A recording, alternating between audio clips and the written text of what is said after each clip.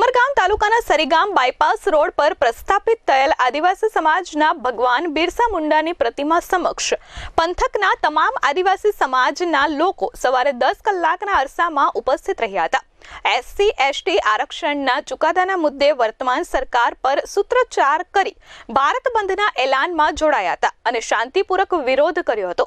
જો કે આ ભારત બંધના એલાનના કાર્યક્રમમાં કોઈ અઘટિત ઘટના ન બને તે માટે પોલીસ દ્વારા પણ ચુસ્ત બંદોબસ્ત ગોઠવવામાં આવ્યો હતો। આજ રોજ ઉમરગામ તાલુકામાં જે આદિવાસી સંગઠનને અને અમારા જે પાર્ટી લેવલે પણ એક અનંતભાઈ તરફથી પણ એક સંદેશો મોકલેલો છે કે આજે જે આદિવાસી સમાજમાં જે વર્ગીકરણ થઈ જવાની જે સુપ્રીમ કોર્ટે જે જજમેન્ટ આપ્યું છે એમના વિરોધમાં ઉમરગામ તાલુકા વતી અમે એક બંધનું એલાન આપેલું છે, એમને સમર્થન આપીએ છીએ। આદિવાસી સમાજ ખૂબ જ એક એવી પરિસ્થિતિમાંથી પસાર થયેલો છે। માંડ એક સમય એવો ઊભો થયો છે કે જે શિક્ષણમાં એટલો પાછળ છે, આર્થિક રીતે એટલો પાછળ છે, નૈતિક રીતે પણ એટલો જ પાછળ છે અને જે આરોગ્ય રીતે એક જ ખૂબ પાછળ છે। ત્યારે આવા સુપ્રીમ કોર્ટના જે જજમેન્ટ છે એમની સામે અમે સખત વિરોધ કરીએ છીએ। આદિવાસી સમાજ ખૂબ જ નબળો છે, એમને આગળ લાવવા માટે આવા જે અધિકારો છે એ અધિકારીઓ મળવા જોઈએ।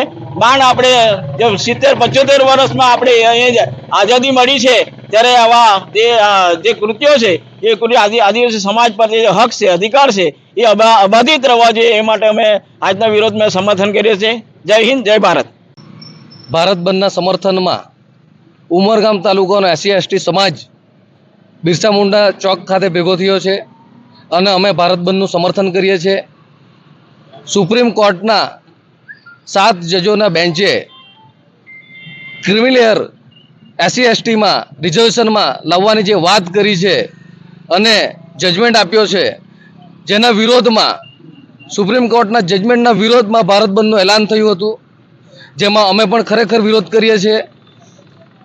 ક્રિમિલેયર આવવાથી આજે અમારો ST/ST સમાજ જે ભેગો થઈ અને સંગઠિત થઈ રહ્યો છે તેને તોડવાની એક નીતિ થઈ રહી છે અને અમારા સમાજમાં પણ વર્ગ વિગ્રહ ઊભો થાય તેના માટે વર્ગીકરણની જે લોકો વાત કરી રહ્યા છે તેનો અમે વખોડીએ છીએ અને અમે સખત વિરોધ કરીએ છીએ। ઉમરગામ તાલુકા તરફથી અમારો સખત વિરોધ છે।